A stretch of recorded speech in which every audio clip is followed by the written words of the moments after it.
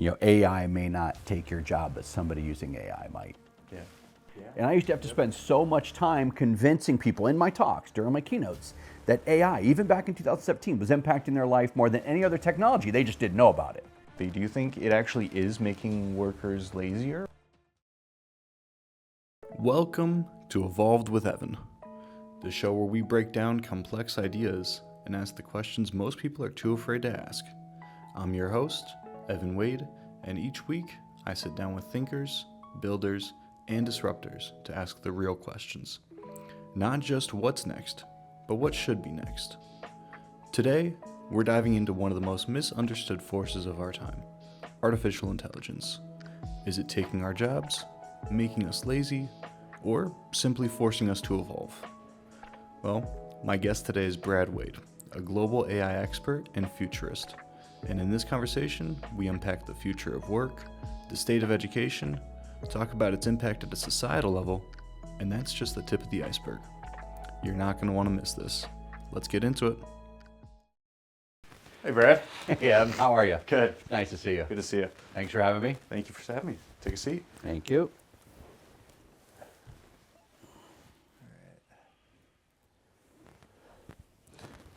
So, Brad, today I've done research, and it turns out you're the person to talk to when it comes to anything AI, anything technology, especially in education.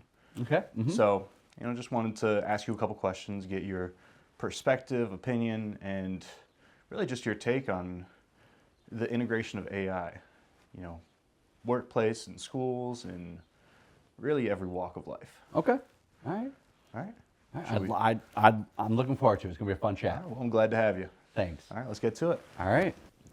All right, Brad. So, thank you for coming on today. Thanks for having me. Just wanted to, let our viewers understand why we brought you on here, what your experience with the industry is, and just get some more insight about what you know. And curious to pick your brain a little bit. Oh, well, thanks. Thanks for having me. My number one job is I'm a keynote speaker. Okay.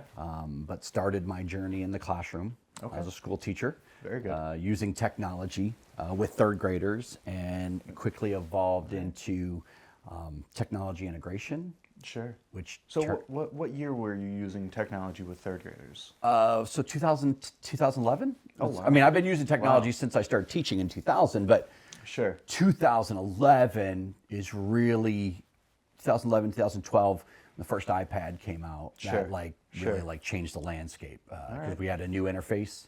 That we had a smartphone, but we didn't have anything like an iPad. Right, And so to right. have that new interface, That was like the first tablet, wasn't the it? first tablet. Yeah. And then when the iPad 2 came out with the camera, that changed everything, because then you got into augmented reality, and that in and of itself, that technology just caught everybody off guard. Right. Pokemon Go and Sure. business applications Sure. and augmenting things in education, and that's where I was living that in real Gotcha. time, and So- then just shot out. Right. So you mentioned augmenting things in education. Could you give an example of what augmented reality is and how you used it to better teach kids? I guess? Sure, yeah. So augmented reality is augmenting things around you. So augmented reality, most people are familiar with virtual reality. Virtual reality, you have a headset, you're in an immersive world, you really believe you're there. Okay.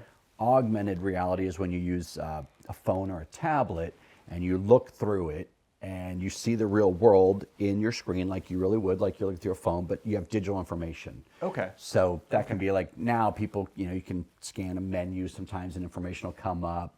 But what I was doing with students is I was, we had, one of the things we had was I worked with a company that developed, augmenting a coloring book.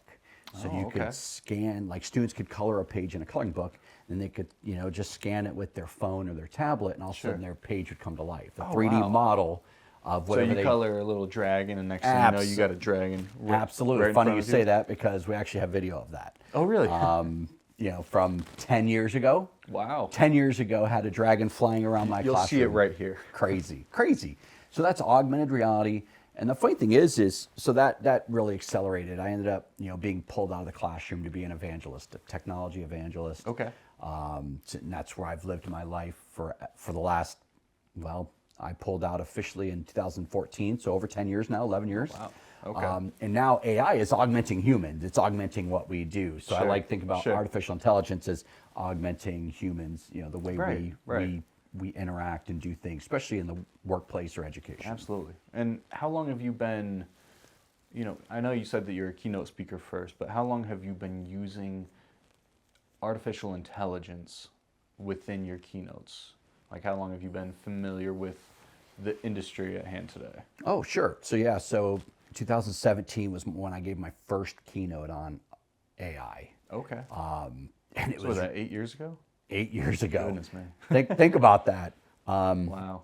The AI that we had was really, the specific ways I could show people were, things like spell check and the map, predictive text, Okay. your phone saying, hey, you're 10 minutes from work. Well, how does a phone know that? And Gotcha. so we talked about that's AI, that's machine learning, because a phone has map data, it has a clock, it has a calendar, has Absolutely. GPS. So Right. and it knows, your phone, and AI machine learning knows that, Sure. a lot of humans go to work Monday through Friday. And Sure. if I drive to a place and I'm there at 8:30 a.m. every day, at Monday through Friday, and then they see me leave at 4:30 or 5, they're like, oh, I wonder if that's work. And so then it can take all the information, say, hey, I'm going to go on a limb. I'm going to go on a limb. Hey, Brad, you're 10 minutes from work. That's what your Right. phone told you. This was, 8-10 years Right. ago. And so that's like the predictive Yeah. maps. Yeah, Like the- predictive. yeah. You're going from point A to point B, and it gives you an estimated route before you even put it in the Yeah. map. Right. So you get in your car, you turn on your phone, and then next There thing you you know, it's go. like, oh, it's 16 minutes to Right. work. Exactly. It's like, Exactly. wow, I haven't done any of that. Right, and Okay. those are the precursors, like predictive analytics and stuff Sure, like that. sure. Which is, AI is really good. Machine learning, figuring things out, and then using that to predict some certain things. And that was the first. 2017 was my first keynote on AI. All right. Well, now that we've established that you've been in it for a couple of years now, Just a couple. yeah, let's get into it. Sounds good. Let's do All it. right. So the first question I want to ask: is AI really taking jobs, or is it more like a media fear-mongering tactic? Well, the reality is probably a little bit of both. I mean, the Okay. media likes to, use, extraordinary phrases and sayings to get people's attention. Sure, sure. But it is true in a sense that AI is changing what roles we have as humans. So displacing jobs, sort of, Sure. but creating more jobs. So it's just changing what jobs look like and what skills are needed to do these jobs. Okay. Could you give a couple examples of industries where that Sure. might be more persistent than others? Sure. Yeah. Well, the biggest one right now is coding. Okay. Coders, entry level or junior level. Like software coders. engineers Software or- engineers, programmers. The data's out there. Probably the biggest one to get hit right now is junior level programmers and coders Okay. are getting replaced at a high rate right now because AI can do it. The basic foundation, very fast and efficient and effectively. Makes sense. Makes sense. So that's one of them. Yeah, it's very like how do I say this? So like a very cut and dry job, right? Where you have one task, and since AI can do that task, I guess it kind of means that the job is more at jeopardy than other jobs.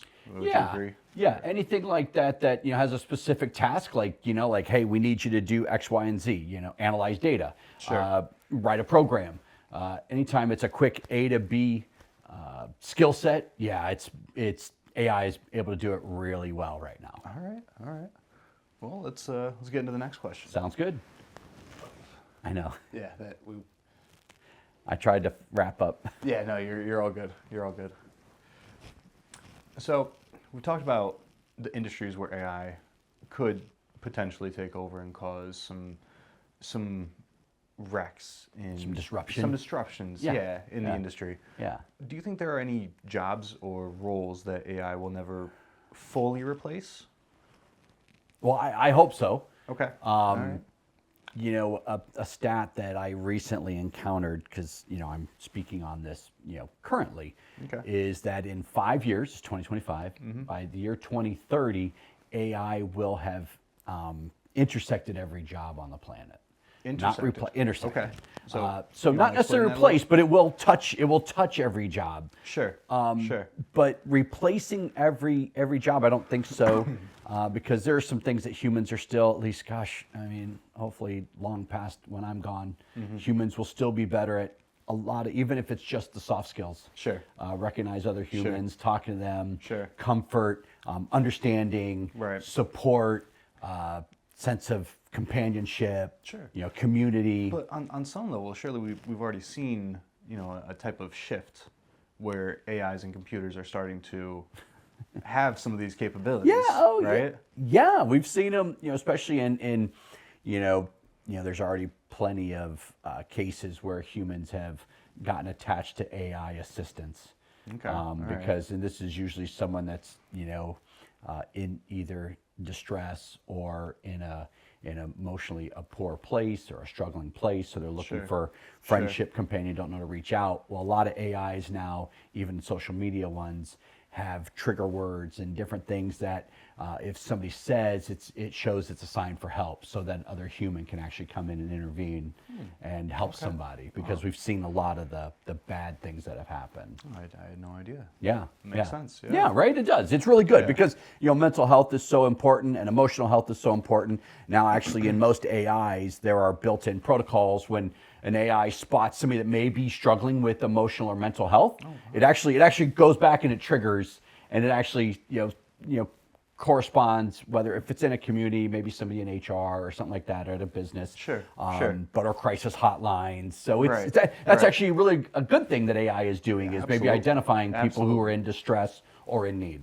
Wow. Yeah, it's pretty cool. I had no idea. Yeah, it's very cool. Do you know if this is just like on a broad scale where someone says that they need help and they'll contact whoever is needing of the help, or I guess could provide the help, or do you know if it's intricate enough to take a look at the person who is in distress and is able to reach out to someone who they work with, or someone who, like, let's say, someone at Google and Chat GPT, for instance, knows they work at Google.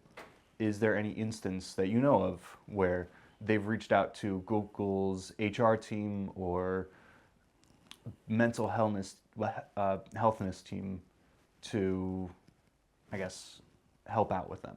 Or do you know if it's more on a broader scale? Yeah. So one, I'll answer it in two parts. One is if somebody directly asks for help, it can give them all kinds of resources. That's Sure. already built in. That's Sure. very easy. It is intricate enough to spot if somebody seems to be struggling or needs some help.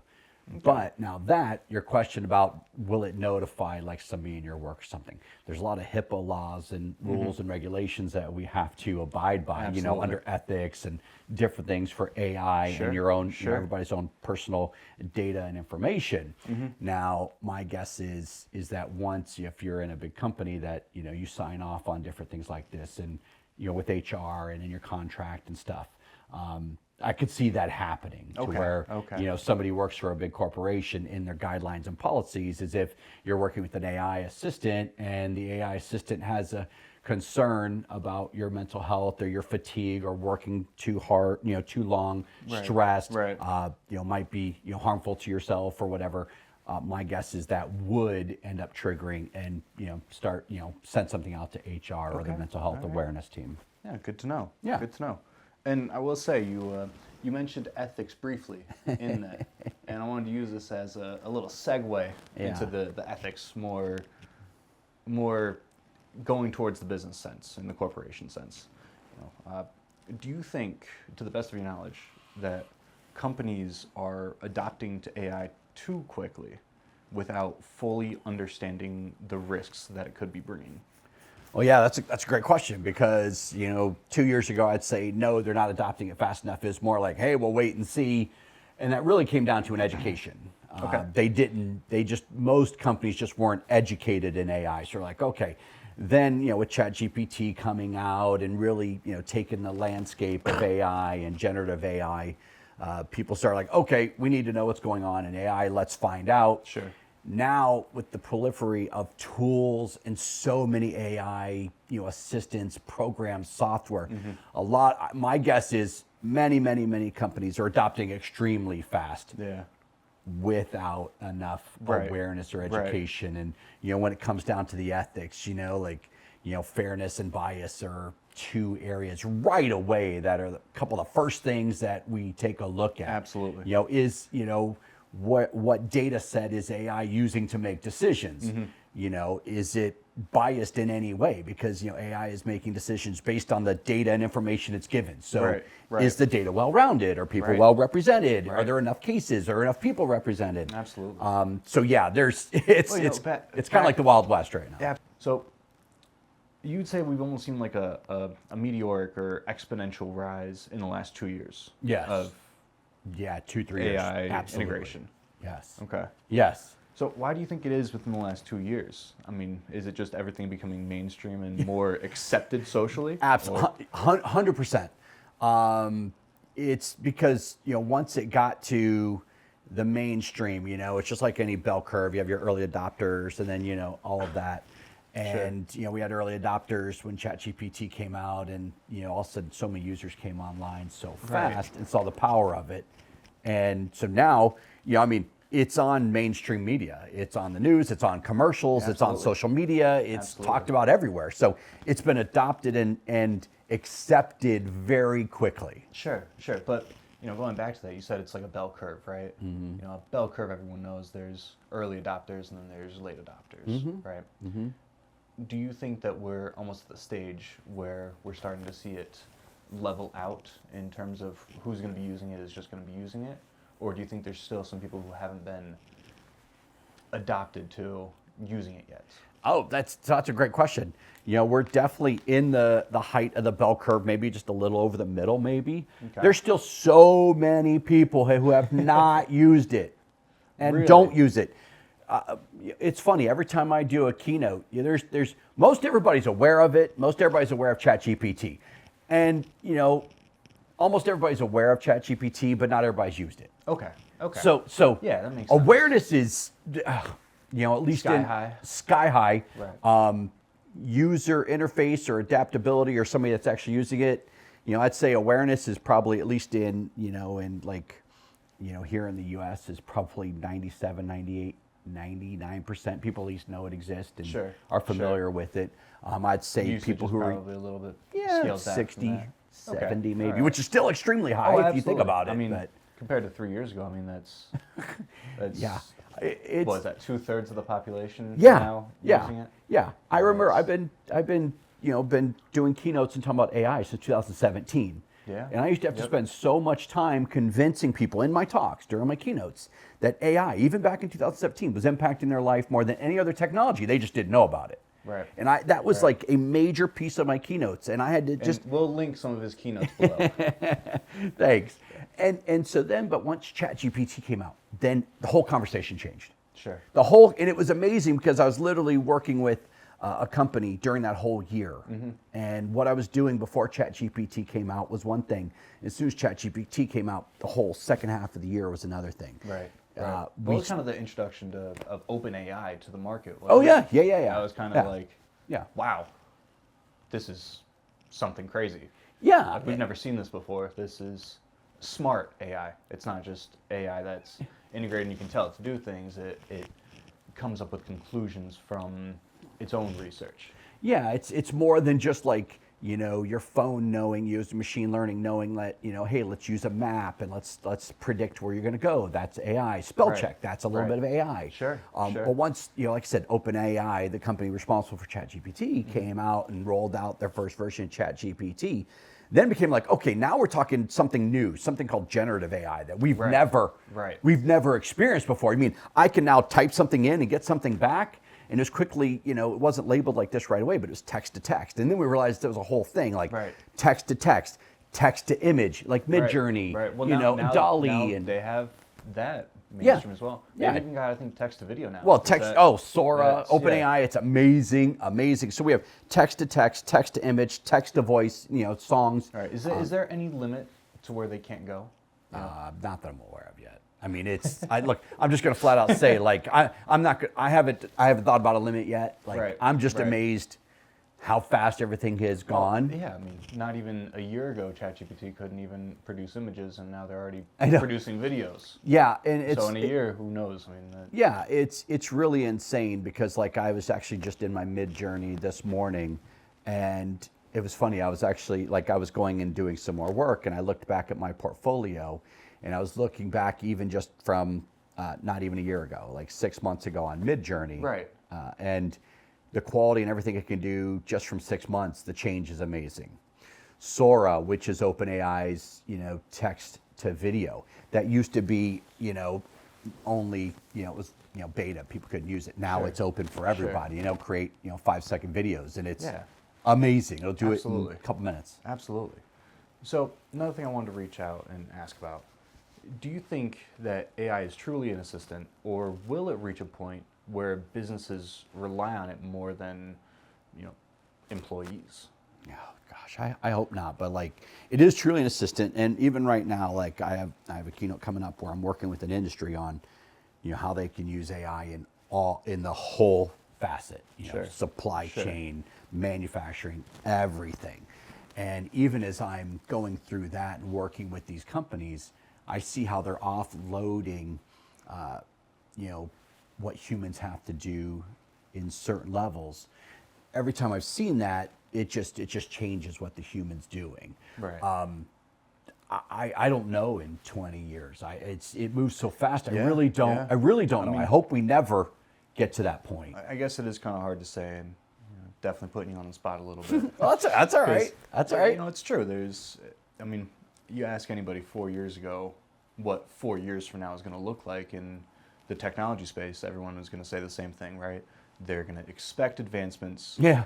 but never this quickly. Right. Yes. Yeah. Augmented reality, virtual reality, the metaverse, everything. Like And- it all has a slower curve. This has Right, just been right. adopted at such and accelerated so fast. It's amazing. Absolutely. And speaking about 4 years ago, speaking about history, really, what do you think the biggest lesson history has taught us about technological revolutions? I guess like AI. Now that I guess Caution. Like it's this acceleration. Like I've been waiting for something like this for a long time, and I've been in this industry for a long time. But once Right. AI really got a hold, like I'm even just fascinated by how fast the acceleration is. And I think we'll do the right thing, but I have some concerns. Absolutely, yeah. Just about anything. But we had concerns about the internet. We can go back all the time. Go to computers, go to the internet. Absolutely. Different things Right. about our concerns. I just hope there's always humans in the chain of development, communication stuff to keep an eye on Absolutely. things and make sure it's Absolutely. taken care of in a way that is not a concern. Absolutely. All right. So, Brad, what do you think, how close do you think we are to AI making more accurate decisions than humans in fields like law, finance, and healthcare? The fields that everyone's originally thought were like, oh, these are AI impenetrable. But to me, it seems like an inevitable thing in the future. Well, actually, that's a great question. In those areas right now, there are some specific, studies and use cases where AI is better, is making better decisions. And I don't want to say necessarily decisions because there's plenty of places where it's not making good decisions. Sure, sure. Giving advice about taxes and stuff like that. Gotcha, But I'll use gotcha. an example of in healthcare. AI is assisting doctors and medical professionals in analyzing data, and it's increasing, spotting, things in data scans, in Gotcha, MRIs, gotcha. different things like that, because it can process large amounts of data. And so what it's doing is, let's just say it's taking, increasing our accurate, analysis of spotting disease or something. It's increasing it by another 3 to 5%. Okay. On top of what doctors were already doing, it can go through some other data and spot a few more. Like, hey, take a look at these because we're noticing a pattern, and this has a couple data points, and then kidding. it's correctly identifying more cases. So it's actually improving our accuracy, identifying,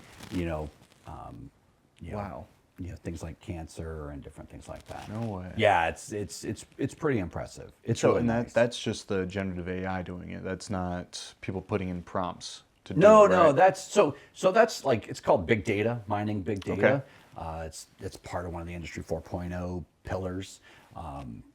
Going in and mining. AI is really good at mining lots and lots and lots of data. Just like using a calculator to come up with an average of something. AI can take a lot of different data points. You can give it certain things to look at, and then it can start to make some connections. Hey, I noticed I analyzed the last 1,000 patients that all had this disease. One thing I noticed is that they also had this, or let's say out of those thousands, let's say 10% had this data point, this trigger, this outlier, and now maybe they're spotting like, oh, let's also check this outlier, this extra data point, Okay. and see if any of them may have identify as Okay. having this disease. So would you say that they're kind of like a research assistant in some aspects? Yeah, sure. Where Yeah. they're taking data, doing a much deeper and thorough look Yes, at it, yes. breaking it down, Yes. and kind of using that to connect, I guess, connections between one case and another case that other people might not have seen. Absolutely, because you can review files, reports, data, information at such an incredible rate. It's not replacing doctors and medical professionals; it's assisting and Right, bringing right. more cases or better information to the table, things to consider looking at, deeper or exploring other areas. Sure, sure. So do you ever think that there will be a place in time where there could be a pillar of AI that is more beneficial to the average consumer than, let's say, a financial advisor would be, or a lawyer in some instances? Yeah, so I do think that it'll continue to evolve, but I think at some point it's going to continue to fall short of just a human connection. I'm not saying like it can't get really close, but I feel like we as humans are always going to have a desire to be connected with other humans. Like let's just use in healthcare. I do see a time where let's just say like remote doctor Sure. type Sure. visits, remote healthcare. I mean, we didn't even think that was possible 5 years ago. Yeah, now right? with COVID coming in, it accelerated all that. I do believe that, like, just as an example, this would be very possible and more like probable, is that in the near future, somebody could be, just get their information, all of their biometrics and their, what? Sorry. What? My brain just clocked how many times we say, or Oh, well, in this, you can go in and you can filter out, those words, which is great.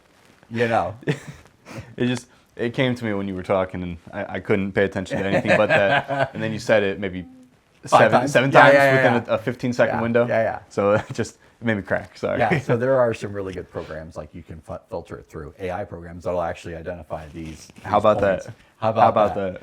So I do believe that there will be a time in the near future where somebody can get their vitals taken and just some basic data, Right. And it could easily be analyzed by an AI Okay. medical doctor first, and then probably passed on to a human to have a follow up. I wouldn't be Sure. surprised by that by any Sure. means. Sure.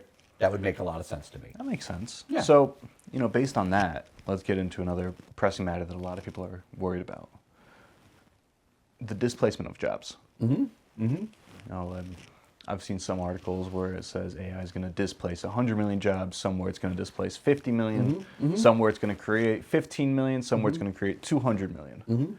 Just wanted to get your opinion on that, because I know there's a lot of fear going around right now that a lot of these jobs are going to be no longer necessary, especially the jobs that people are in school for right now, right? Your software engineer, That's a good one. Yeah. your even secretaries or research analytics.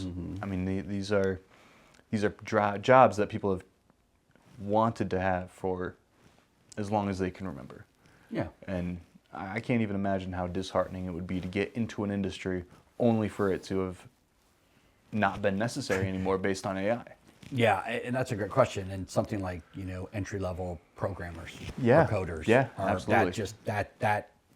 that would be an exact scenario where I'd be like, wow. Like, so my question is, you can go look, just recently an article came out about the biggest impact AI is having on jobs is displacing or getting rid of the entry level programmer or junior level coder. Right. So I was talking to my wife there, and I said, well, if that's gotten rid of, how does someone become a senior level programmer? Seriously. Like how does that Do happen? you just like spawn in like as like we a just- middle level? right? I Like mean, you don't just respawn, and all of a sudden Right. you're a senior level, Right. or mid level. If, Right. if entry level doesn't exist anymore, how is somebody supposed to get the experience? Right. Right. But I will say, a couple things here is, there's a lot of data out there says it's going to, eliminate so many jobs. But most of the things I've seen is, I've seen 55 to 130. I think you've seen that one Yep. as well. We were Yep. talking about that before we went on. Yep. The World Economic Forum, I believe. Yeah. And I've add a seen, link below. 85 million jobs, eliminated, but 97 million created. So a net gain of 12 million Sure. jobs. I'm not really Sure. sure where it's going to lie, but I think it really is just going to offload and change what humans do for their job. So you mentioned that, AI might not necessarily take your jobs. Were you kind of inferring that people who utilize AI might have yeah. an upper hand? Yeah. Is that so, kind of so, so here's where we were getting at? Here's something I tell people all the time. AI may not replace your job. AI may not take your job, but someone using AI may. Gotcha. You know what I mean? Okay. Which is very fair. Yeah, absolutely. So just because I guess if you're not using AI for a job that AI can assist you with greatly, you could get 2.5 days worth of work done in a day. Yeah, if I've got two assistants and I give them, similar, responsibilities, and one of them comes back and has them all done in a day, another one takes a week, well, I'll be like, Right, they're more right. efficient. Well, they're utilizing tools that are, AI or whatever. We've always utilized tools at hand. I mean, that's what we've always done. I mean, Absolutely. when Since the dawn of time, I guess. Since the dawn of Yeah. time. Anytime we have a tool that can help us, we Stick in a rock, we use put it. them together, and next thing you know, you rub some. You got Make fire. Yeah. Exactly. Next thing you know, we're talking about generative AI. Exactly. In a millennium, boom, we go from making fire to generative AI. A little more than a millennium, I think. Is it? Was a millennium 1,000 years? Millennium's 1,000 years. Oh, so like 40 millennia. Yeah, probably. 40,000 maybe? 40,000 maybe. See? I don't have the data. Math, it works. What else, Ev? So, Brad, there's a bunch of misconception with artificial intelligence that it's making people lazier and allowing them to basically cut corners. What would your opinion on that be? Do you think it actually is making workers lazier, or do you think that people are just getting smarter and not spending as much time on things that they don't need to anymore? That's such a good question, because I've spent a lot of brain capacity and time on this. Okay. Because I think both are true. Okay. Walk me through it. So, AI now, if you just even watch TV, I know a lot of people don't, but if you watch the commercials, which I do, I'm a big commercial person. Sure. I actually enjoy seeing what people put out in commercials. And there are a lot of commercials now where, this is a huge pet peeve of mine, or people who are in the workplace, they're portrayed as bozos, lazy, whatever, and they use AI to cover that. Oh. And Okay. it's like, oh, Interesting. like, there's one about a girl who was supposed to read some email and get back to about a report she had. Well, the person asked her about it. She's like in the park eating ice cream or something. She like, oh yeah, that report. She gets on her phone and asks AI to summarize the email. She's like, it says, give me 3 words. She's like, oh, I thought it was this, this, and this. The person's like, oh, great. I'm like, no, like that's, So, and then there's another one where Right. this buffoon in an office place writes an email. Sounds like a buffoon who shouldn't Okay. have a job. Sure. He should not have that job. Okay. But he's like, maybe I shouldn't send this to my boss like this. And he hits, basically clean it up and have a professional tone. Gotcha. Well, the boss is like, did he send this email? Wow, nice job. Well, that's short-lived in my opinion. I mean, because people are going to realize this. And Right. AI is going to be an expectation to help you and assist you. And, the cream will rise to the top. And people using AI the right way, and better traits are going to rise to the top. People who are better at managing maybe more on their plate, or managing human and software and programs and tools are going to do better. Sure. So it definitely seems like you need to be more versatile in today's workplace than ever before. Yeah. Because there's just more expectations based on the new tools that we have at hand. Yeah. It seems like. I agree. And the people who are lazy right now, like even before AI, they probably just only held jobs for a certain amount of time. It'll probably be the same thing. Lazy people are just starting to figure out how to use AI. If they're truly lazy, it won't last. Sure. And the funny thing is if a lazy person starts using a lot of AI to get their job done, and they're doing a good job, I wouldn't say they're lazy. They've transferred from being lazy to being, resourceful and smart. Yeah, but they're starting to do more and more and more. Fair. That's very fair. They're just being more efficient with their time, I guess. Yeah. They're now actually doing something. I think that's going to be a curve as well. I think we're going to get a lot more on our plates as workers. Somebody that, if you're working, at mid-level or entry-level and something, like what used to be reasonable task for a week, like prior to AI. Right. Let's just say there are, 4 tasks. I'll make it up just for an example. Sure.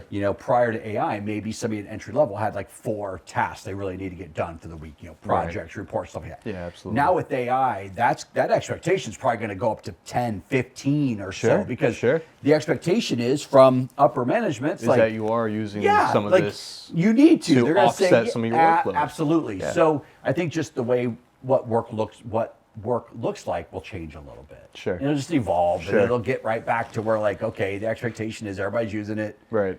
Now, the people who are smarter with it and better with it are going to rise to the top as well. Just like performance has always been. Anyways. Absolutely. Sorry. Right, give me 1 second. I'm going to check the cameras. Sure. All right. My phone's upstairs probably. I've definitely got one more that I want to touch base on. My leg is asleep. Really? Yeah.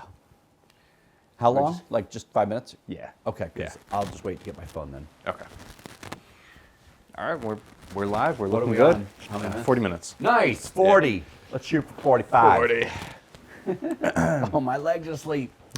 But I want to change. I don't want to be like, oh, I can't do that. My knee hurts. Yeah. I've realized how similar our mannerisms are after that. We're set the exact same. So funny.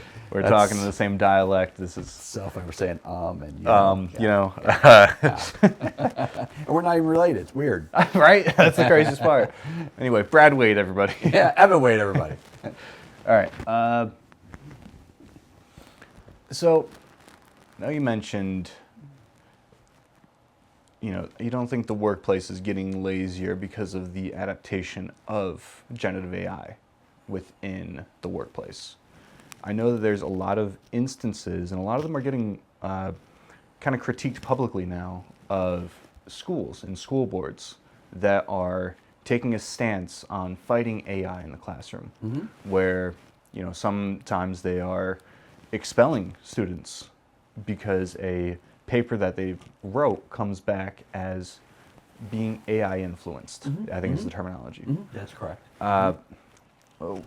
What do you think your take is on that? Because if it is truly generative AI, there could be a million different papers that this is getting run through, and it's only finding minute similarities between them. And is that enough to guarantee that anybody's been using AI? Or what's your take on it? Yeah, so that's a lot to unpack there, and I'll just but it's great stuff. It's a great question. So sorry, I didn't mean to overload you. No, you didn't overload me. It's just going to be a little more of a complex answer, which is awesome. All right, phenomenal. So using AI in schools, there's a lot of conversation, a lot of discussion, a lot of workshops, presentations on it, people writing about it. Sure.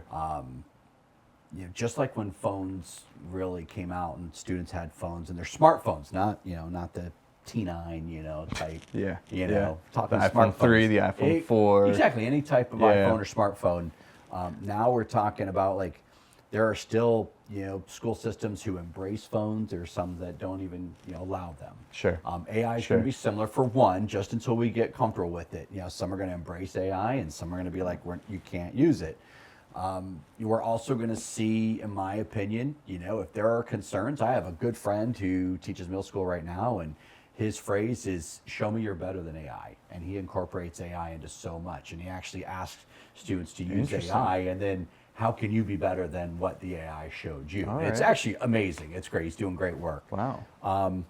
And then, actually, I believe it's OpenAI just got rid of their AI, their AI checker, basically, because it was coming up, inaccurate, getting false positives. Right. I know firsthand. Yeah, I mean, there's only so many data and so many words that you can use.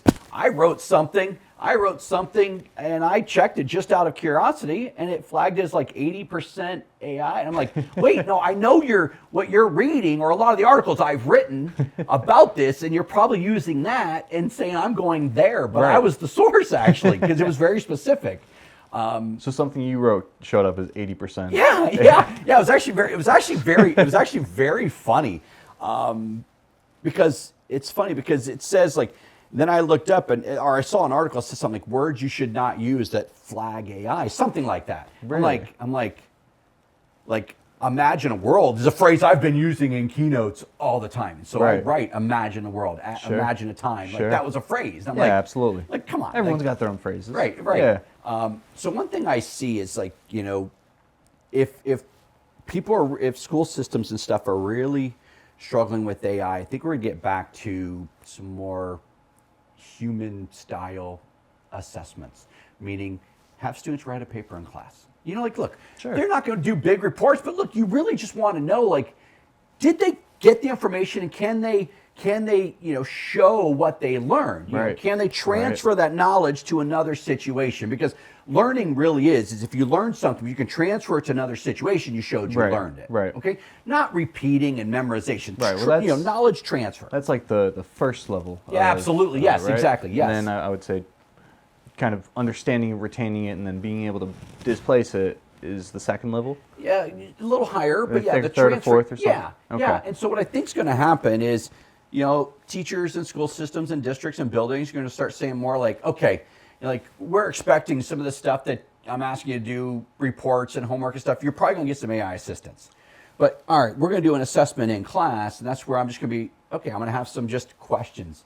And maybe your answers aren't real long, but just you're going to need, students are going to have to start answering like reflecting and how would you approach this and writing, because then okay, I saw my students write it, and I'm talking handwriting. Right. I'm not even talking on the computer, because there's live time, real time stuff. Absolutely. And they believe that they're going to start doing more in-person interviews now, because makes remote sense. workers are being deep faked. Like I've seen some of the live time footage where someone can be being interviewed for a job, even for coding and stuff, and they can have these background programs working in real time. And like, how would you do this? Well, I would address it like this. And there's AI actually publishing and writing code in real time. And it looks like the person's doing it. No kidding. Yeah, now it's like, so now what's happening with job posting and stuff, people are using it to build AI avatars and actually building the perfect candidate. Which, of course, why wouldn't you hire the perfect candidate? Absolutely. It makes sense. Absolutely. So that just came out this week. All right. Probably Wow. a few weeks ago when this is out. Have to take a look at that. Yeah, it's actually crazy. So I do believe AI is going to actually, one phrase I've been using for about 10 years, I said, one thing I believe is, I always like to look at how does technology make us more human? Sure. Okay. And I think this is an example of it. Yeah. Like now, if we're concerned about AI doing assessments and projects and reports for students in school, well then let's get back to let them do projects and research and homework, getting AI assistance, because it's going to be hard to manage. But let's find out, like, what do they know? How much do they know? Just ask them some assessment questions, have them handwrite it, have them write it in cursive or print. Do it right there. Let them be human right in front of you and show you what they actually know. Sure. Same thing with job interviews. I think we're going to go back to a lot more in person, if possible. And if not, I don't know how we crack the deep fakes. It's very fascinating. Right. Well, I mean, the future is one thing, if nothing else, uncertain. That's true. Well done. Yeah. Is that your tagline? That's nice. It could be. That's nice. Yeah, that's good. Is there anything else you want to discuss? No, this has been a great conversation, and one thing that I always like to share is I think we said it earlier, was that AI may not take your job, but somebody using AI might. Yeah. or will. That's a good thing to grab from this. So, That's- so just, it's a new tool. We need to embrace it and use it. We need to be thoughtful about it. People who are in, positions of, controlling and creativity and creating AIs, we need to make sure we're using it in ethical ways and responsible ways, and not letting, the genie get too far out of the bottle. Sure. Sure. But it really is another tool. It's an incredible tool that's going to increase our productivity, save us time for now, until we're asked to do a lot more. So Of just course, like of we course. thought when the dishwasher or washing machines came out, they were going to save us a lot of time. Well, they saved us time temporarily until we offloaded and we found other Right. things to do with our time. Absolutely. So it'll be similar. Absolutely. Similar evolution, in my opinion. Makes sense. That makes perfect sense. Yeah. All right. Well, Brad, thank you so much for coming on. Thanks for having me. It was a pleasure. Pleasure's mine. Thanks for having me. Good luck with everything, and Appreciate it. the time. All right. Okay, I'm gonna fall over. My leg is. Oh my God, it's so weird. It's so weird.